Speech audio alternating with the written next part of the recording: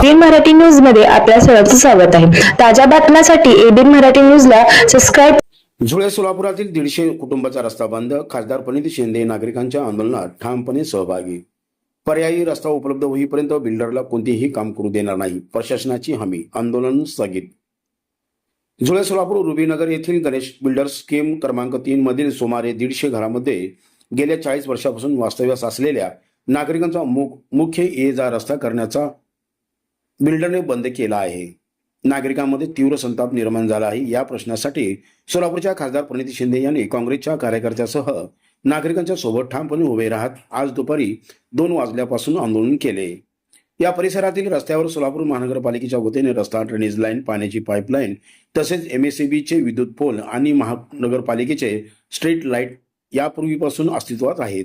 मात्र संबंधित बिल्डरने रस्त्यालगतची जमीन खरेदी केल्यानंतर नागरिकांच्या अनेक वर्षाच्या वहिवाटाच्या अस्तित्वाला रस्ता पूर्णपणे उकरून टाकल्याचा आरोप नागरिकांनी केला आहे। रस्ता बंद झाल्यामुळे परिसरातील सुमारे 600 ते 800 नागरिकांना ये-जा करण्याचा मार्ग बंद झाला असून नागरिकांना दैनंदिन वाहतुकीसह अत्यावश्यक सेवांसाठीही मोठ्या अडचणीचा सामना करावा लागत आहे। विशेष म्हणजे नागरिकांसाठी दुसरा कोणताही पर्यायी रस्ता उपलब्ध नसल्याने परिस्थिती अधिक गंभीर झाली आहे।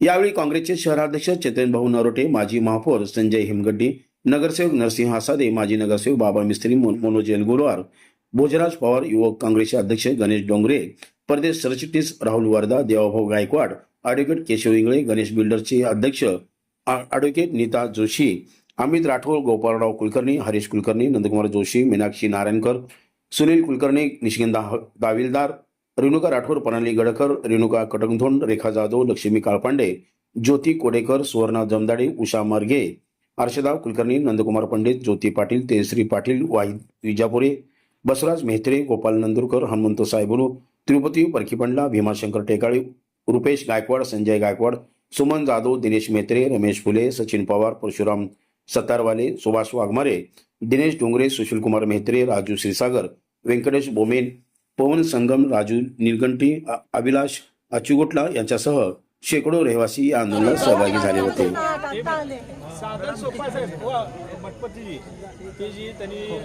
रूम मारले ते आमच्या रस्त्यात आहे। 20 वर्षाखाली असा रस्ता झाला, तो रस्ता पाहिजे करायलाच नको होतं साहेब, वहिवाट होती त्यांची, तेवढंच करा, बाकी काय आमचं मत नाही।